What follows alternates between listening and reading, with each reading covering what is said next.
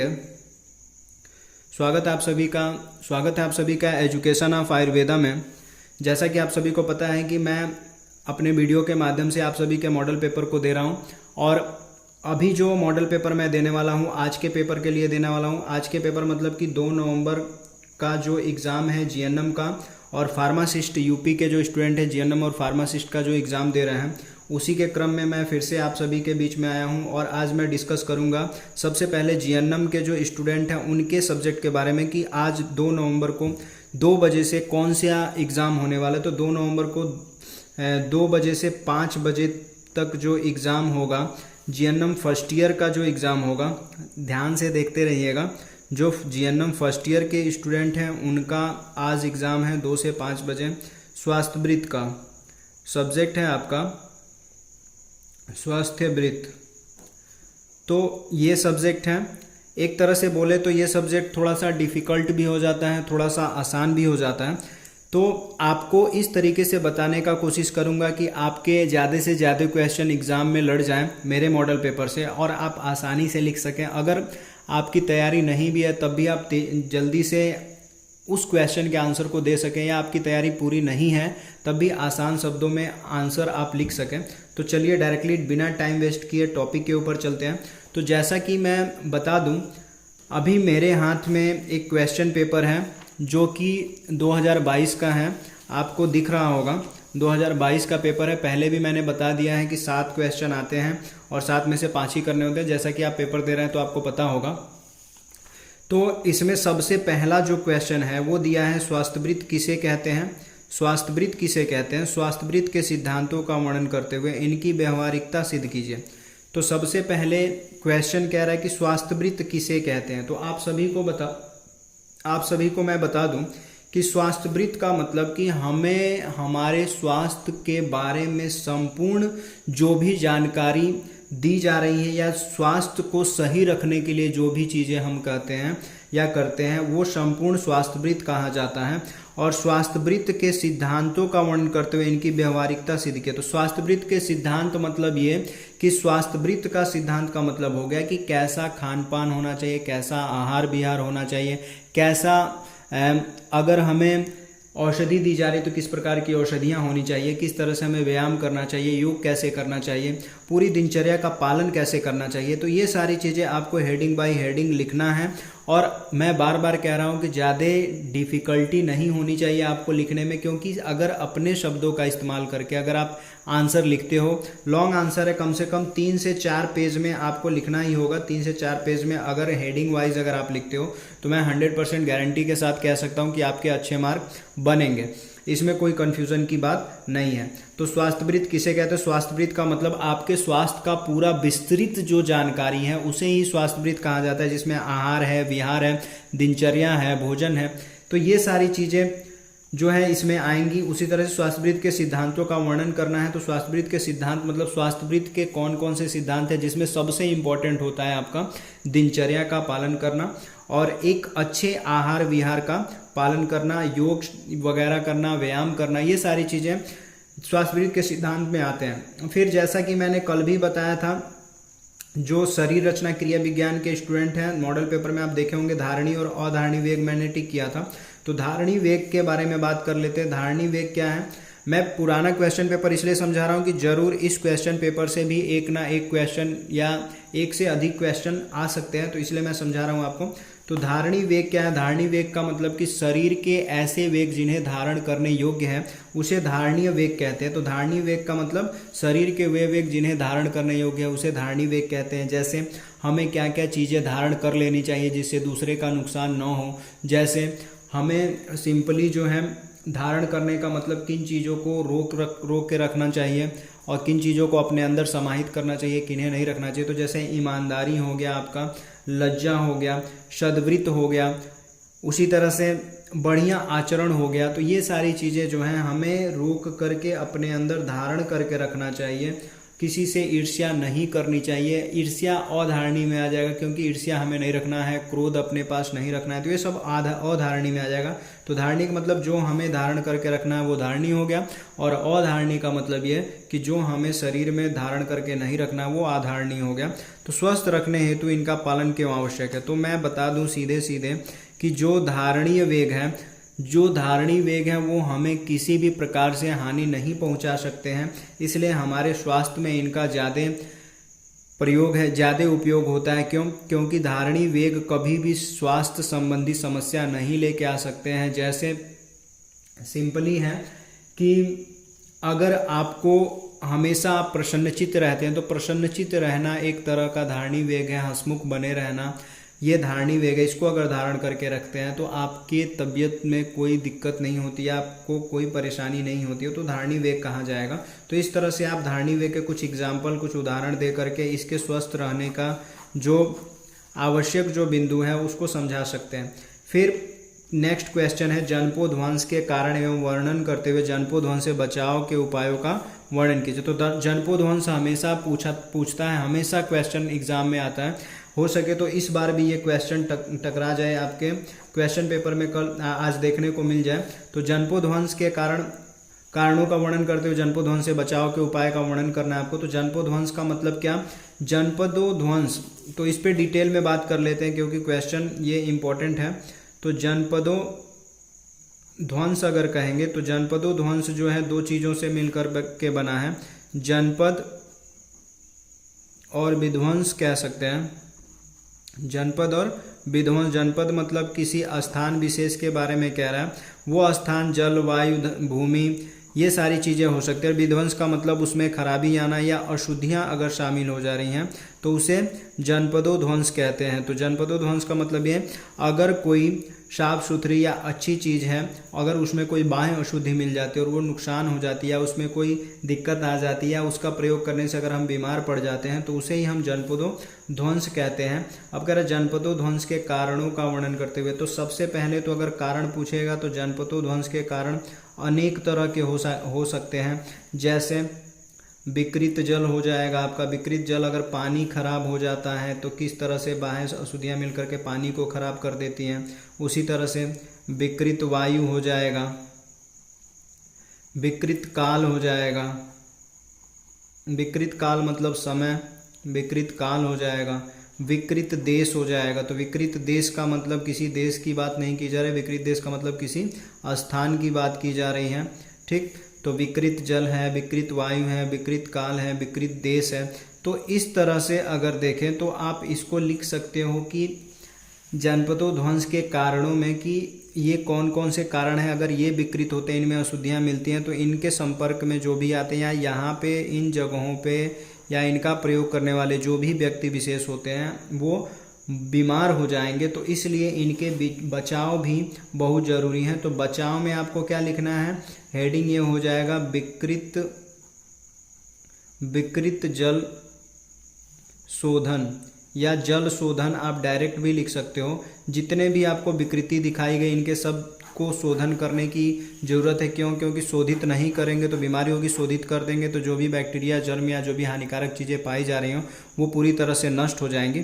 तो ये हो जाएगा आपका विकृत जल से बचाव, विकृत वायु से बचाव, विकृत जो काल है उसमें कैसे बचेंगे। तो ये सारी चीज़ें आप इसको हेडिंग बाय हेडिंग लिखिएगा कि विकृत काल का मतलब ये हो गया कि अगर ऋतु बदल रही है तो जिन ऋतु में ज़्यादा ठंडी पड़ रही है तो उसमें अपने शरीर को ज़्यादा संभाल कर रखना है, ज़्यादा गर्मी हो रही है तो उस हिसाब से रहना। तो ये उस तरह से उससे बचने का उपाय है। फिर उसी तरह से क्वेश्चन ये भी आ सकता है कि रोगी के शारीरिक एवं भावनात्मक लाभ हेतु आतुरालय एवं रोगी कक्ष का वातावरण कैसा होना चाहिए। तो क्वेश्चन इस तरह से भी आ सकता है, आतुरालय और रोगी कक्ष का वातावरण और रोगी कक्ष का वातावरण कैसा होना चाहिए। आसान है, कैसा होना चाहिए। इसको अगर लॉन्ग में लिखना है तो बहुत सारी चीज़ें लिखनी पड़ेंगी आपको। तो सबसे पहले तो आतुरालय रोगी कक्ष का वातावरण कैसा होना चाहिए, तो सबसे पहले इसके बारे में लिखेंगे। आतुरालय मैंने कल भी बताया था आतुरालय वर्ड को कि इसको हम कहते हैं हॉस्पिटल। आतुरालय मतलब हॉस्पिटल, अस्पताल जिसको बोला जा रहा है। तो अस्पताल में जो रोगी हैं उसके शारीरिक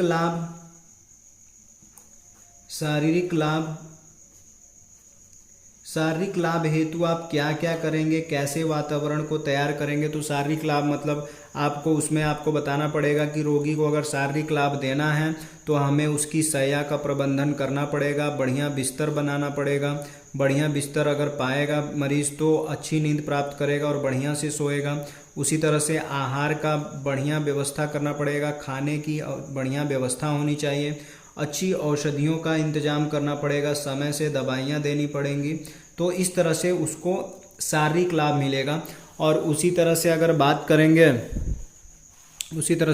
करेंगे तो सिंपली हो जाएगा, औषधि हो गया। और औषधि के बाद अगर देखें तो रोगी को अगर शांत माहौल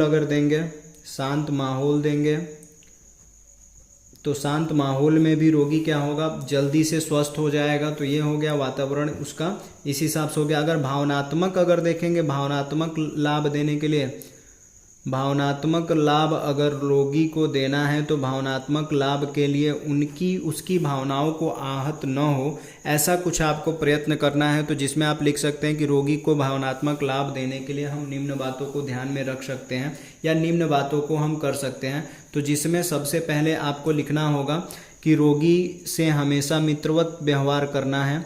कैसा व्यवहार करना है? मित्रवत व्यवहार करना चाहिए। और रोगी के जो सगे संबंधी हैं, रोगी के संबंधियों के साथ भी अच्छा व्यवहार होना चाहिए। साथ अपने संबंधियों जैसा व्यवहार होना चाहिए। तो ये आप चाहें तो हेडिंग लिख करके आप इसको एक्सप्लेन करते जाओगे तो बढ़िया नंबर आपको मिल जाएगा। मैं बार बार कह रहा हूँ कि आप कंफ्यूज मत होइएगा और ज़्यादा सीरियस होने की ज़रूरत नहीं है। एग्ज़ाम कोई बहुत ज़्यादा हार्ड नहीं, अगर क्वेश्चन समझते हैं तो अपने मन से आसानी से लिख सकते हो, कोई दिक्कत नहीं होने वाला है। क्वेश्चन इस तरह का भी आ सकता है कि आतुरालय एवं रोगी कक्ष की व्यवस्थाओं का वर्णन कीजिए। आतुरालय एवं रोगी कक्ष की व्यवस्थाएं। तो आतुरालय और रोगी कक्ष की व्यवस्थाएं, तो आतुरालय मतलब हॉस्पिटल में क्या क्या व्यवस्था होती है अपने शब्दों में लिख दीजिएगा। रोगी कक्ष में कौन कौन सी व्यवस्था, रोगी कक्ष मतलब पेशेंट वार्ड जो होता है, पेशेंट वार्ड में किस तरह की व्यवस्था होती है ये आपको बताना है।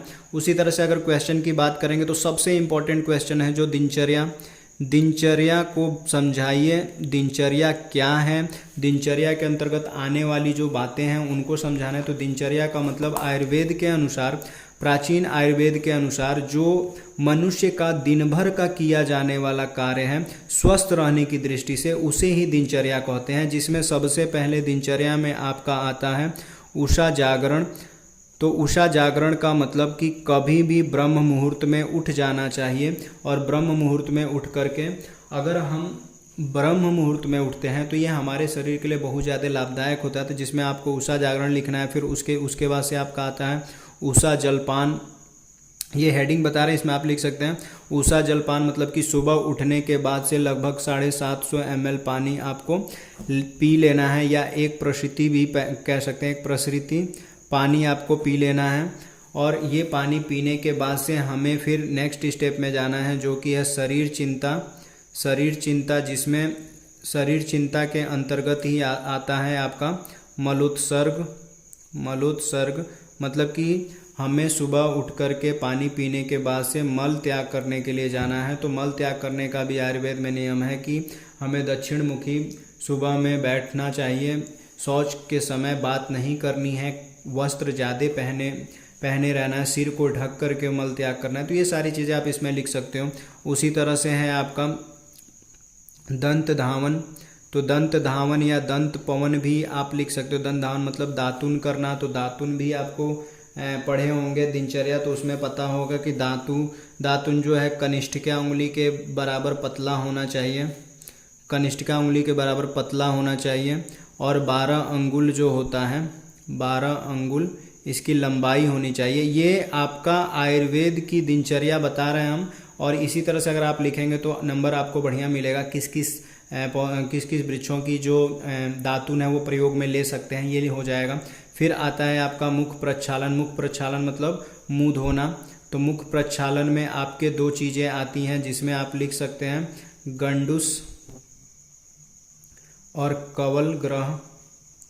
गंडूस और कवल ग्रह कह सकते हैं। तो गंडूस का मतलब क्या करना है कि मुंह में इतना पानी आपको ले लेना है जो कि पूरी तरह से मुंह में घूम न पाए, और उस पानी को क्या करना है, मुंह में रोक करके रखना है। इससे मुंह के त्वचा की जो मांसपेशियां हैं वो खिंचती हैं, उसमें खिंचाव आता है और वो स्वस्थ होती हैं। कवल ग्रह का मतलब नमक मिला पानी थोड़ा गर्म मुंह में रख करके चारों तरफ घुमाना है, इससे मुंह साफ हो जाता है, जिसको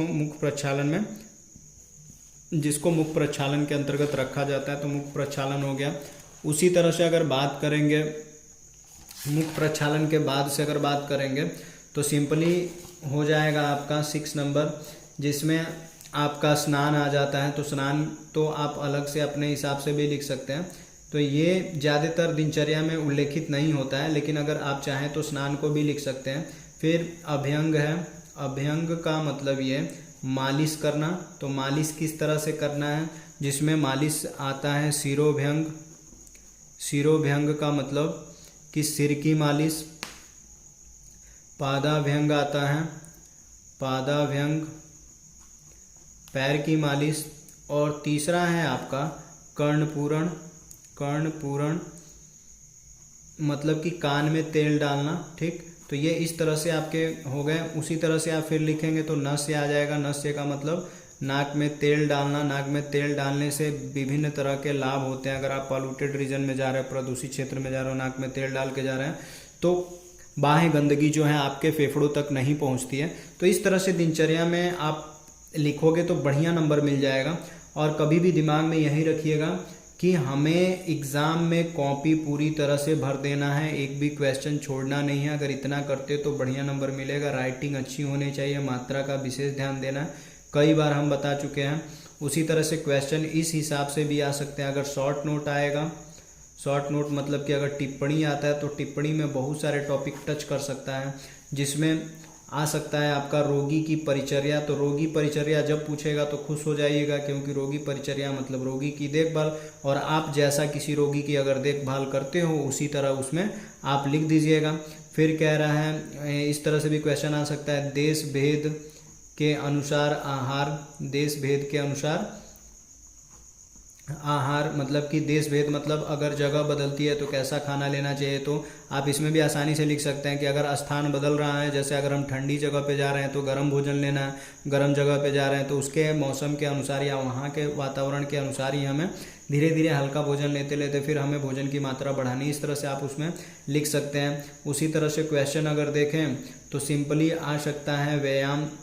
व्यायाम क्या है, व्यायाम किसे कहते हैं, या आ सकता है कि अच्छे नागरिक की क्या विशेषताएं होती हैं। अच्छे नागरिक की विशेषताएं, तो अच्छे नागरिक की विशेषताएं भी आप लिख सकते हैं, कौन कौन सी। तो अच्छा नागरिक क्या है, कैसी विशेषताएं होती है, ये हो सकता है। क्वेश्चन ये भी आ सकता है कि स्वास्थ्यवृत्त का अगर क्वेश्चन पूछेगा तो उसी में ऋतुचर्या भी आ सकता है।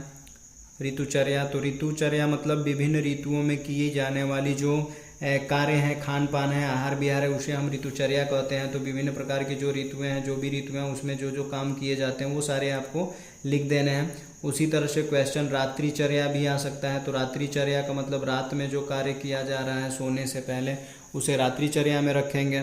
तो इस तरह से हो गया। तो क्वेश्चन इसी तरह से हो सकते हैं। दंत शोधन आ सकता है शॉर्ट नोट में। दंत शोधन जो दिनचर्या का ही एक हिस्सा है, जिसमें दांत की सफाई करने के लिए दातुन के बारे में बताएगा, तो वो दंत शोधन में आप लिख सकते हो। तो इस तरह से आप क्वेश्चन आ रहे हैं।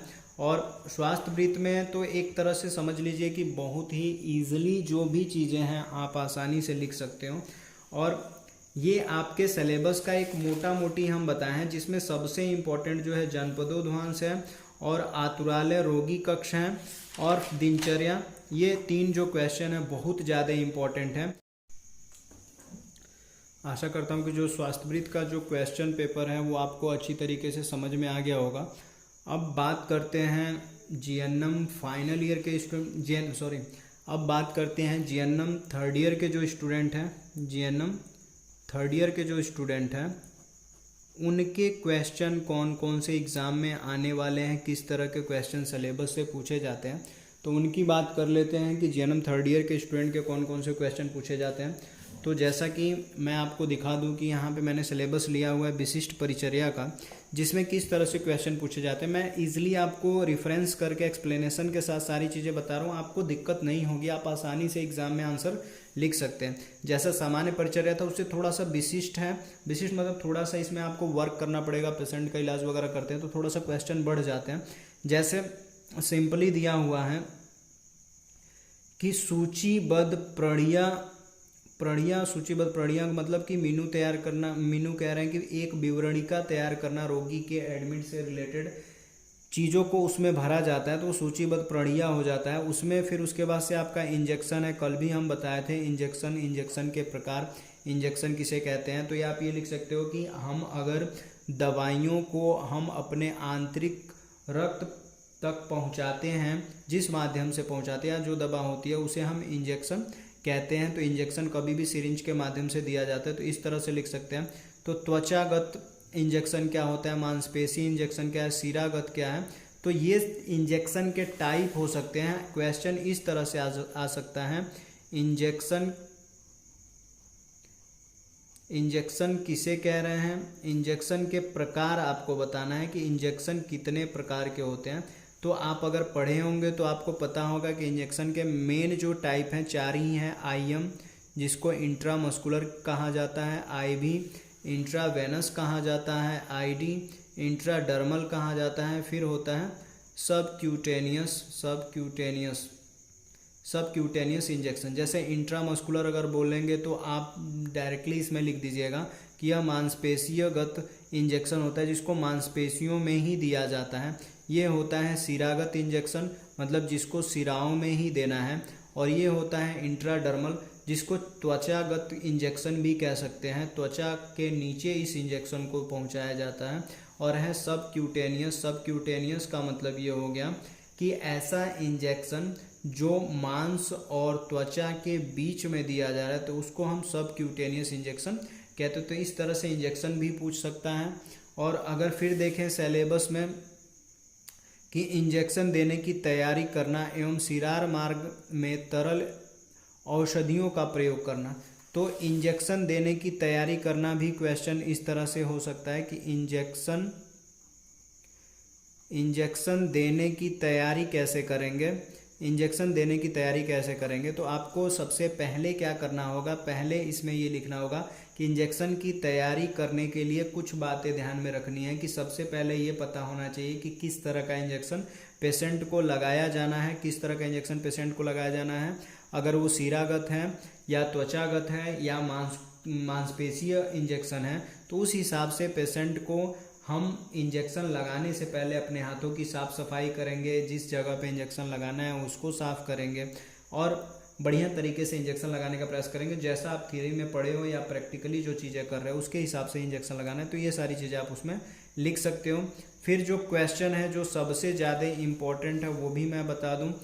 एक क्वेश्चन आपका पुराना भी आया हुआ था, मतलब कि कल के पेपर में आया हुआ था कि मलमूत्र, जो डी फार्म फाइनल वाले हैं, मलमूत्र या थूक का जो सैंपल है वो लैब तक कैसे भेजेंगे, इस चीज़ों को लिखना था। तो वो क्वेश्चन भी एक बार प्रयोगशाला से संबंधित है, उसको आप एक बार पढ़ सकते हो। उसी तरह से आप अगर देखेंगे तो इसमें विशिष्ट तरह की चीज़ें आ रही हैं। जैसे क्वेश्चन आपका पूछ सकता है शल्य कर्मागार किसे कहते हैं, शल्य कर्मागार भी हो सकता है, शल्य कर्मागार भी कहते हैं। शल्य कर्मागार मतलब ओटी, जिसको ऑपरेशन थिएटर कहते हैं। तो ऑपरेशन थिएटर क्या है, इससे रिलेटेड शॉर्ट नोट पूछ सकता है, लिख सकते हैं। अगर लॉन्ग में आंसर पूछेगा तो उसकी तैयारी शल्य कर्मागार या शल्य कर्मागार की तैयारी कैसे करेंगे, कैसे इसमें डॉक्टर के आने से पहले क्या क्या चीज़ें आपको रखनी है, कौन सा ऑपरेशन होना है, किस तरह से बेड तैयार करना है, ये सारी चीज़ें आपको इसमें लिखना है। उसी तरह से अगर कोई ऐसा रोगी है जिसको संक्रामक बीमारियां हैं, तो उस संक्रामक बीमारियों से बचने के लिए किस चीज बातों का ध्यान रख सकते हैं, ऐसे क्वेश्चन हो सकते हैं। फिर एक जो मोस्ट इम्पॉर्टेंट जो क्वेश्चन है वो है संज्ञाहरण। तो संज्ञाहरण का मतलब कि जो हमारे शरीर में संज्ञा को हर ले। तो संज्ञा किसको बोला जा रहा है? अगर हम एक्टिव हैं पूरी तरह से, हमारी बॉडी सारी चीज़ों को देख रही है, समझ रही है, हमारा शरीर सारी चीज़ों को महसूस करे, तो हम कहते हैं कि हम संज्ञा में हैं। संज्ञा मतलब होश में है। और उसी तरह अगर कह रहा है कि संज्ञा हरण करना है, होश को ख़त्म करना है, मतलब बेहोशी करना है, तो बेहोशी के लिए जो चीज़ें की जा रही हैं उसे ही हम संज्ञा हरण कहते हैं। बहुत ही आसान शब्दों में मैं समझा रहा हूँ, इसलिए ध्यान से देखिएगा। तो एक तो हो गया संज्ञा हरण जिसको बोला जा रहा है। संज्ञा हरण किसे कहते हैं? तो इसमें एनेस्थीसिया के बारे में पूछ लेगा। संज्ञा हरण वाली जो औषधि है एनेस्थीसिया होती है, जिसमें आपसे क्वेश्चन पूछ सकता है सामान्य जो एनेस्थीसिया है, सामान्य एनेस्थीसिया, अस्थानीय एनेस्थीसिया, अस्थानीय पूछ सकता है, सामान्य संज्ञाहरण, अस्थानीय संज्ञाहरण, और एक हो सकता है विशिष्ट। इस तरह से भी आप लिख सकते हैं, विशिष्ट संज्ञाहरण। तो सामान्य संज्ञाहरण का मतलब क्या है कि छोटे मोटे ऑपरेशन करने, सर्जरी करना है, दांत वगैरह निकालना है, तो हम वहाँ पे इस संज्ञाहरण के लिए हम मेडिसिन का यूज़ करते हैं वहाँ पे। स्थानीय अगर है तो स्थानीय मतलब किसी स्थान विशेष के लिए होता है, हाथ में सर्जरी होनी है, पेट में सर्जरी होनी है, गर्दन की होनी है, तो एक स्पेसिफिक रीजन में वो इंजेक्ट कर दिया जाता है दवा और उस हिसाब से वहाँ की सर्जरी होती है।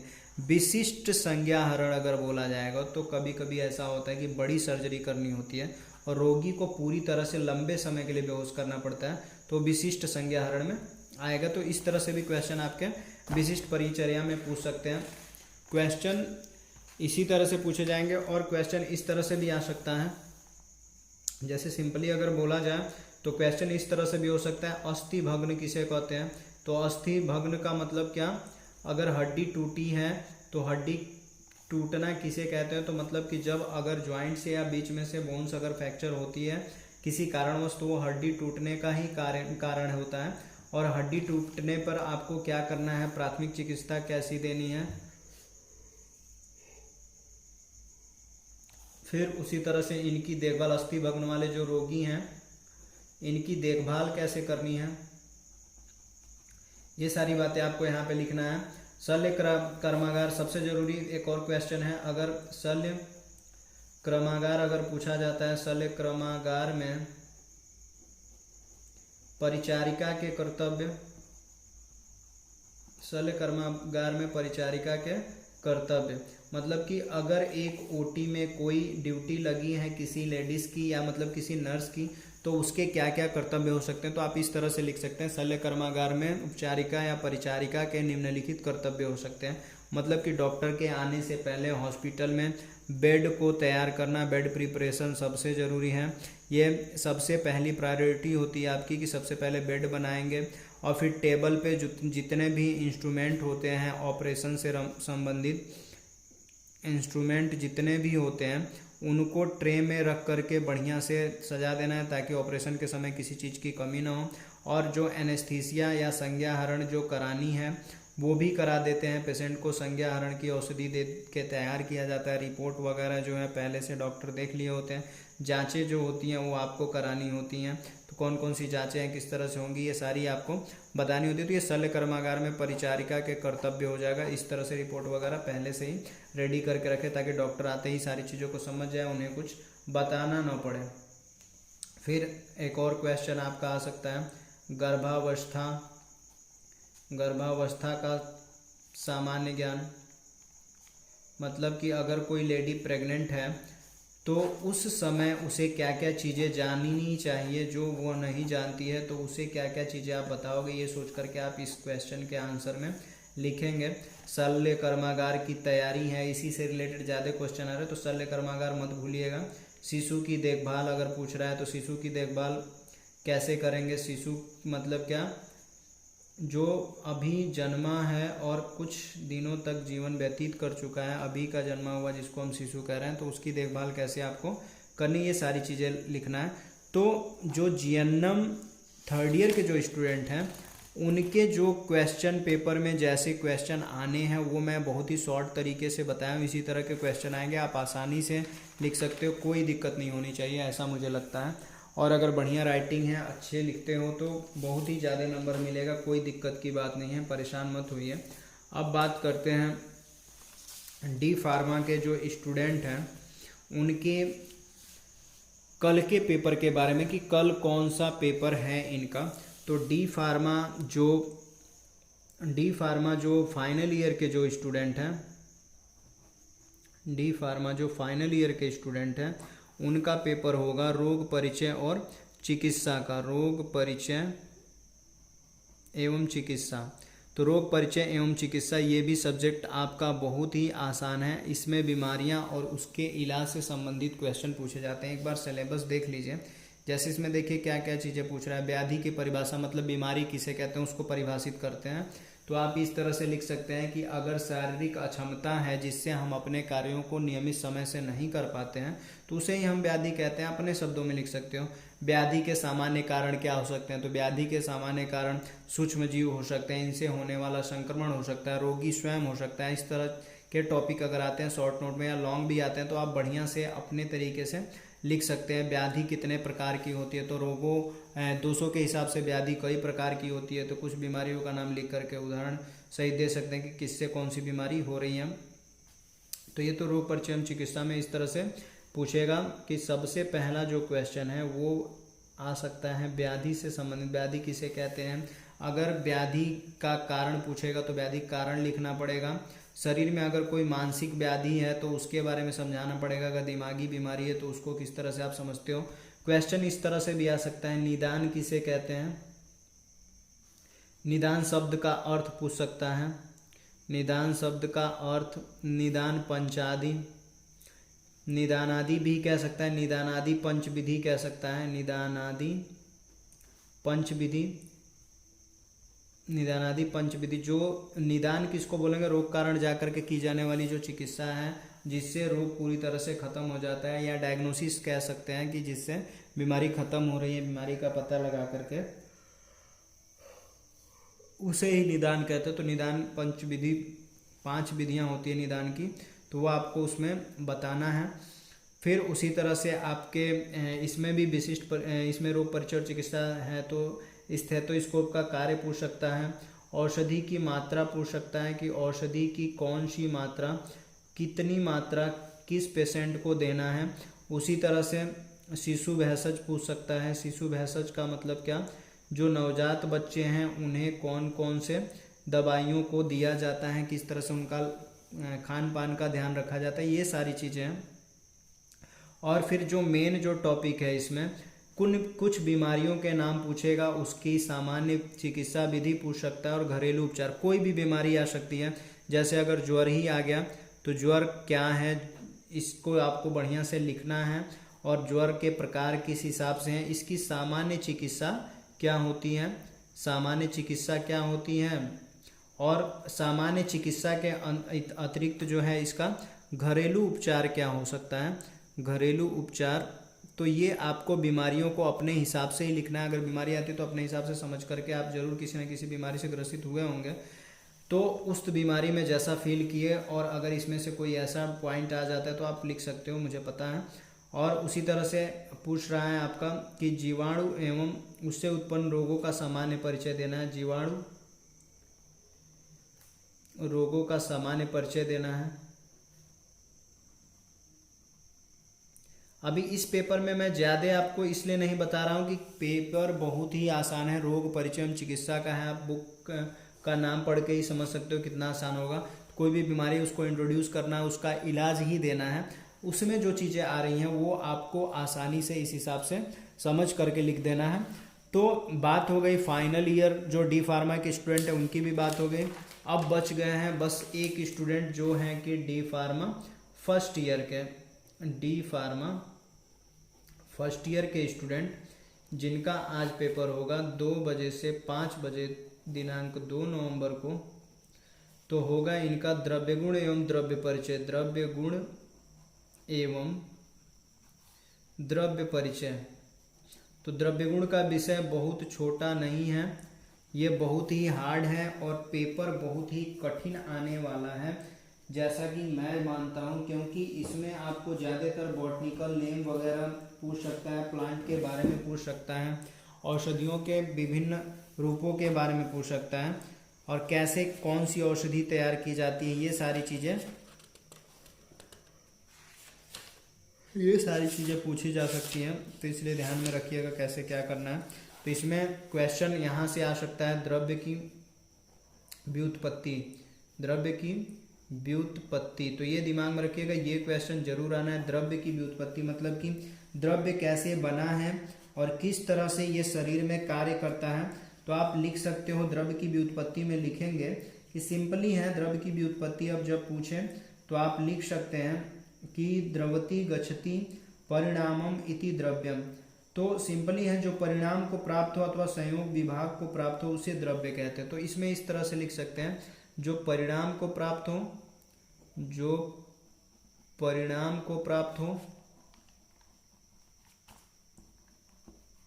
अथवा संयोग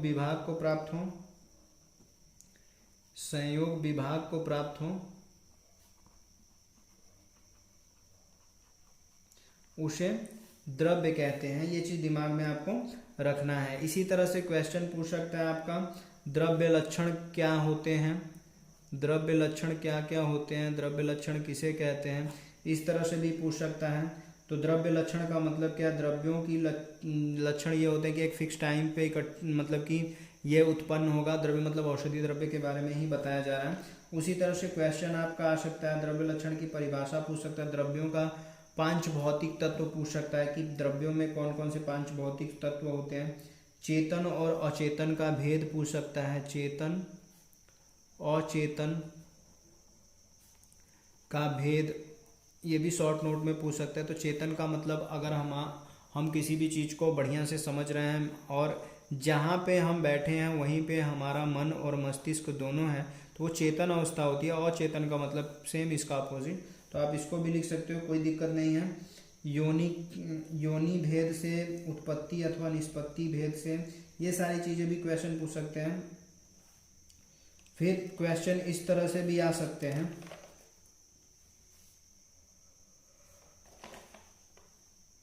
किसी भी तत्व की क्वेश्चन ये भी हो सकता है, रस व्युत्पत्ति हो सकता है, रस की व्युत्पत्ति हो सकती है। रस की व्युत्पत्ति, रस क्या है, रस की व्युत्पत्ति आपको लिखना है। रस की निरुक्ति हो सकती है, रस का निरुक्ति भी आप पढ़ सकते हो, रस का निरुक्ति। तो रस की व्युत्पत्ति और रस की निरुक्ति के लिए सिंपली हम क्या करेंगे, सबसे पहले तो ये देखेंगे कि रस क्या है और किस हिसाब से कार्य कर रहा है, क्या क्या चीज़ों पे आधारित है। तो सबसे पहले अगर रस की व्युत्पत्ति अगर पूछें तो सिंपली आपको लिखना है कि रसों को आचार्यों ने 6 माना हुआ है और इन रसों की संख्या न तो कभी अधिक होती है न ही कम होती है। अगर व्युत्पत्ति पूछेगा तो आपको श्लोक भी लिख सकना है, आस्वादे सेट रस्यते अर्षत, इस तरह से भी लिख सकते हैं। या रस की निरुक्ति में आपको लिखना है कि आयुर्वेद में रस शब्द अलग अलग अर्थों, आयुर्वेद में रस शब्द क्या है, अलग अलग शब्दों अलग अलग अर्थों में प्रयुक्त किया जाता है। इसलिए क्रिया में रस धातु अर्थ में, रस शास्त्र में पारद के अर्थ में, भैषज कल्पना में स्वरस अर्थ में, तथा द्रव्य गुण में रसेंद्रिय। तो मतलब कि रस जो है अलग अलग जगहों पे अलग अलग नाम से जाना जा रहा है, अलग अलग इसकी विशेषताएं भी हो जाती हैं। और अगर बोले तो रस 6 होते हैं। 6 रस में पहला है मधुर, दूसरा अम्ल, तीसरा लवण, चौथा कटु, 5वां कषाय और 6वां हो जाएगा आपका तिक्त। तो रस भी आप इस तरह से लिख सकते हैं। डिफ़िकल्ट क्वेश्चन पेपर आने वाला है तो इसलिए मैं समझा रहा हूँ कि ताकि आप कंफ्यूज ना हो। उसी तरह से विपाक पूछ सकता है, विपाक की व्युत्पत्ति पूछ सकता है, इस तरह से दिमाग में रखिएगा। फिर ये भी हो सकता है द्रव्यों का वर्गीकरण और विवेचन से संबंधित क्वेश्चन भी पूछ सकता है। द्रव्यों के कर्म विवेचन पूछ सकता है, कर्म विवेचन मतलब कि कौन कौन से कर्म हैं औषधि द्रव्यों के, जिसमें सिंपली है आपका छेदन पूछ सकता है, लेखन पूछ सकता है, इनको परिभाषित करके लिखना है, वाजीकरण पूछ सकता है, अभिष्यंदी पूछ सकता है, बहुत सारे क्वेश्चन है, लेकिन मैं कोशिश कर रहा हूँ कि बहुत ही शॉर्ट में आपको समझा दूँ और एग्जाम में आप कंफ्यूज ना हो। एक चीज़ ध्यान में रखिएगा, जो द्रव्य गुण और द्रव्य गुण विज्ञान का जो पेपर है या द्रव्य परिचर्या का, इसमें बहुत ही आसान नहीं है अपने मन से बनाना। तो इसलिए अगर आपको याद है, बढ़िया से कंफर्म है, तो आप उस हिसाब से आप उसको लिख सकते हो। इस तरह के क्वेश्चन आने हैं एग्जाम में। तो आशा करता हूँ कि जो GNM first year third year, आशा करता हूँ कि GNM first year, third year, D pharma first year और फाइनल ईयर के जो एग्ज़ाम आज होने वाले हैं 2 बजे से 5 बजे तक, और यदि पूरक परीक्षा भी है बहुत सारे विद्यार्थियों के, तो अगर ये पेपर है तो मॉडल पेपर जरूर देख लीजिएगा। जो 10 से 1 बजे जो एग्ज़ाम देंगे पूरक परीक्षा, मतलब जिनका बैक लगा था, तो क्वेश्चन पेपर को मैंने बहुत ही अच्छे तरीके से समझाने का प्रयास किया। अभी भी कोई चीज़ अगर रह जाती है, नहीं समझ में आती है, तो कमेंट बॉक्स में लिखे, मैं ज़रूर बताऊँगा। और आप सभी को फिर से एक बार बहुत ढेर सारी शुभकामनाएं। आप एग्ज़ाम में बढ़िया नंबर लाइए, बढ़िया से पास होइए, कॉपी खूब सुंदर लिखिए और मात्रा का विशेष ध्यान दीजिए, कोई नहीं रोक सकता है, आप बढ़िया नंबर से जरूर पास होंगे। बहुत बहुत शुभकामनाएं। वीडियो में लास्ट तक बने रहने के लिए बहुत बहुत धन्यवाद। कोशिश कीजिए कि ऐसे स्टूडेंट जिनको अभी तक हमारा चैनल नहीं मिला है, हमारे चैनल से नहीं जुड़े हैं और लाभ नहीं ले पा रहे हैं, वहाँ तक वीडियो आपका पहुँचाना काम है, तो आप वीडियो को जरूर पहुँचाएँ। बहुत बहुत धन्यवाद।